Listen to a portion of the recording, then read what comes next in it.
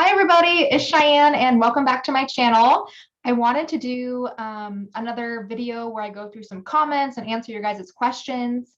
I've kind of been liking filming on my computer like this, but if you guys don't like it or if it's hard to understand me or hear me, let me know in the comments down below and I can always do how I used to film, which was downstairs with my other camera. But I don't know, I've been kind of digging this camera thing. It's a little bit easier for me to get comments and stuff.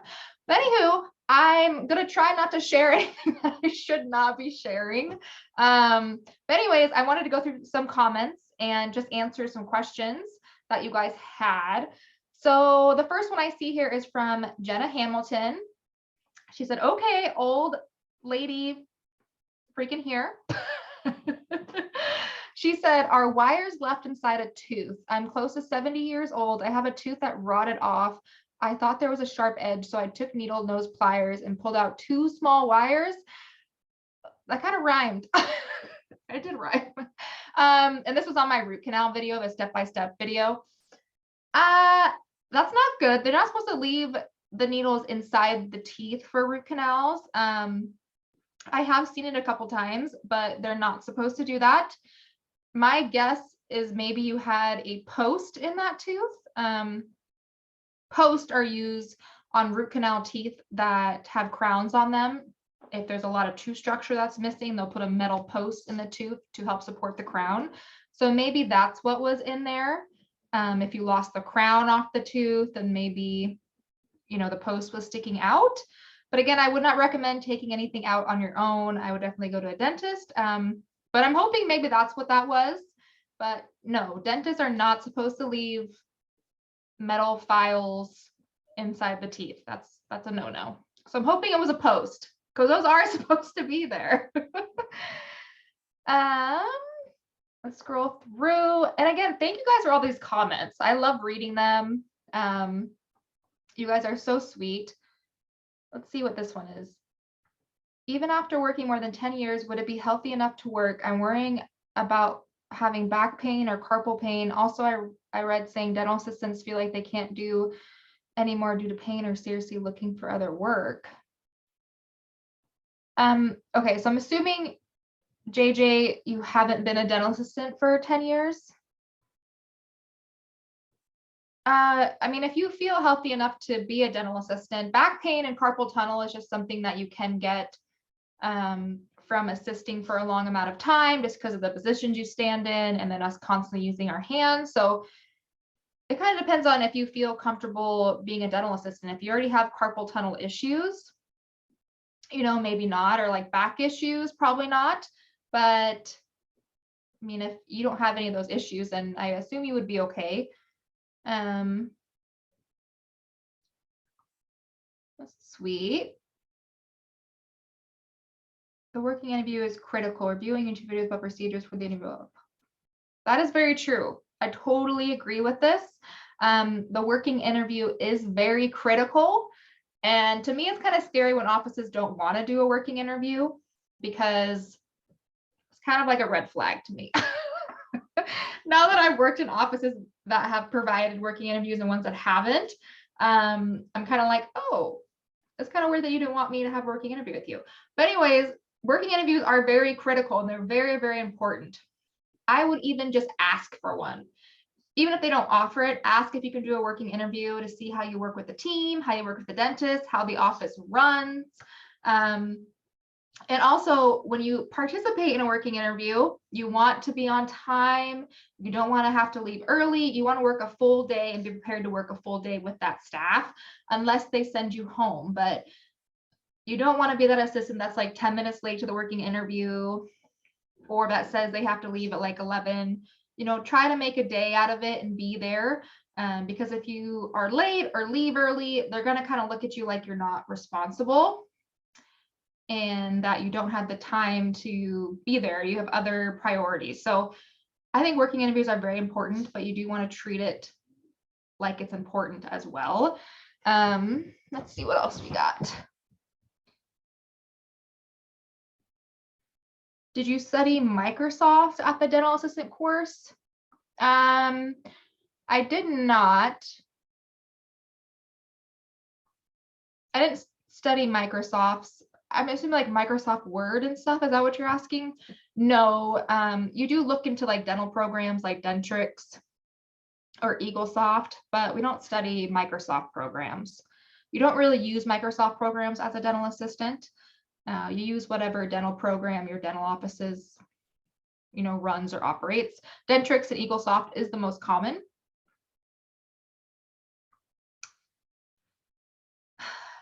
Any recommendations for a CE course? That's great. And I wish I did have recommendations for a continuing education course. I'm very lucky, and the place that I work in now actually provides online CE courses for me to take. So I just do that. Prior though to other offices, you can look around in your state and see if there's any dental conferences. And you can go there for CE courses. You can even see if the office that you work with will reimburse you for those. But you can sign up through courses that way. I don't know of any online ones though.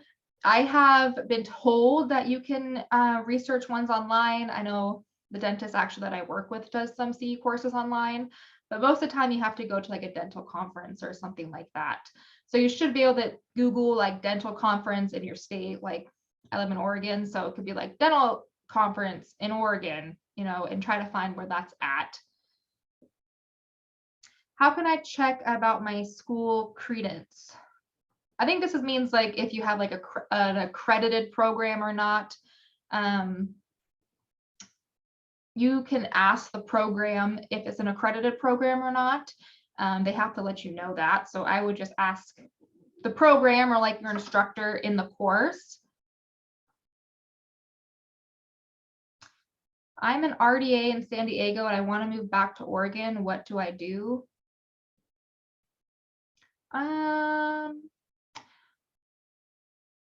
I would,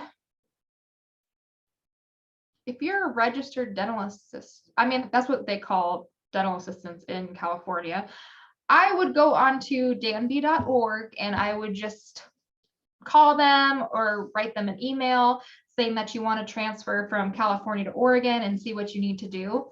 I did this once a few years ago when I almost moved to Texas.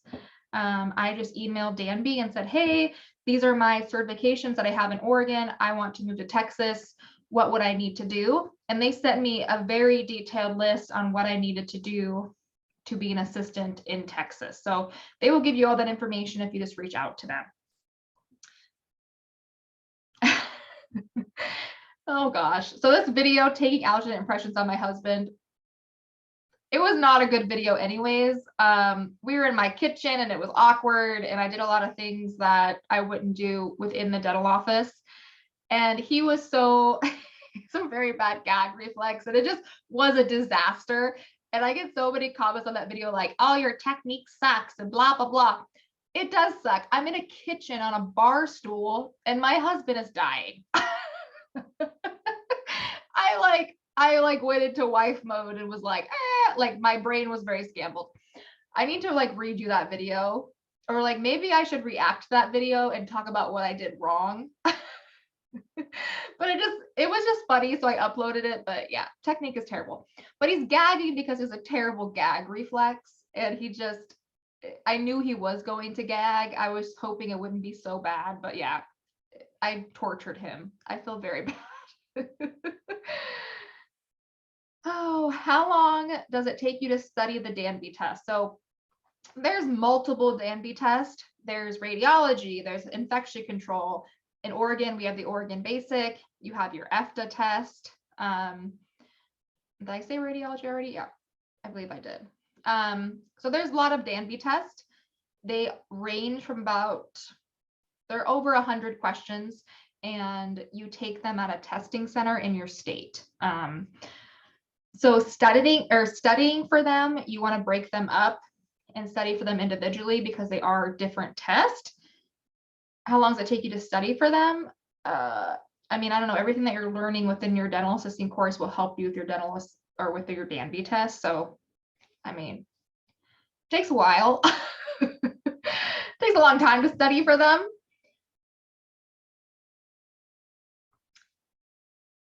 Oh, that's funny. It gives me like prompts to say. I never noticed that before. Oh, this is funny. So they just said, thank you for posting this. I had a patient come in for endo and I haven't done endo in like 3 months. So I'm gonna be honest, endo is my least favorite procedure to assist with. I will do a million crown preps to avoid a root canal. I think there is just so much setup and you only do them like once every couple of months. And it's just like, it's just a lot. My like very organized self just can't handle the amount of stuff that I have to set up. And it's all over the place and it's messy. And I don't like them. And also it's boring. You're just standing there handing, like, it's not like a regular procedure. It just takes forever. The doctor does everything. The doctor does everything in other procedures too, but like you just don't have to do very much. So it's just boring. There's an assistant in my office that hates crown preps. So I just do the crown preps and she does the root canals and it works very well. Oh. If root canals are so easy, then why do they cost so much? They want 800 for one tooth. I told them to pull it out. So, I mean, honestly, because dental material is very expensive and dental alone, I understand is super expensive, but dental material is super expensive. Like anything in the dental field is like quadrupled in price. It's insane. Just the equipment that we use and all the materials. I mean, if we could have cotton rolls and it says dental cotton rolls and it's like 10 times the price. It's just, everything's very expensive. But I do agree, it is super expensive. I would try to get some kind of insurance if you can, some kind of dental insurance. I want to do a dentures and partials video. I'm trying to maybe see if I can get some to show you guys, but I do plan on doing that. So I will try to do that.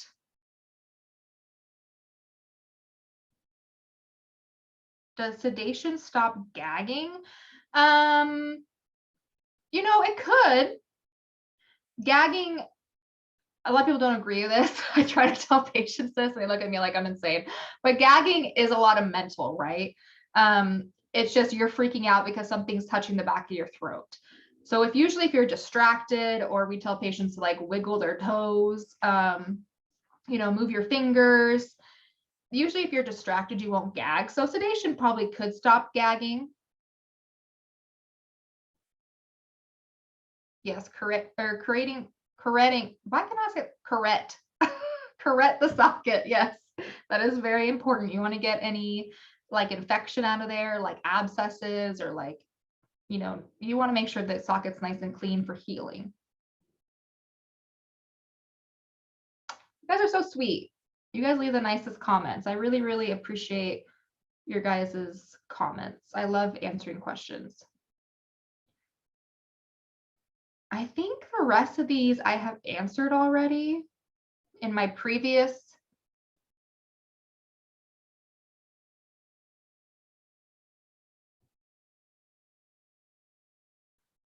video. So yeah. So thank you guys, and please continue to leave me comments. Let me know if you guys don't like me doing it this way. I thought this was kind of nice to have them all laid out and I could answer your questions this way, but let me know if hearing me is difficult on the computer. But yeah, and also let me know what videos you'd like to see from me. Like I said, I'm going to be doing a denture and a partial video hopefully soon. I'm trying to get some models and stuff to show you guys. But yeah, well, I hope you guys have a great week. And thank you again for watching this video. And I'll see you in the next one. Bye, guys.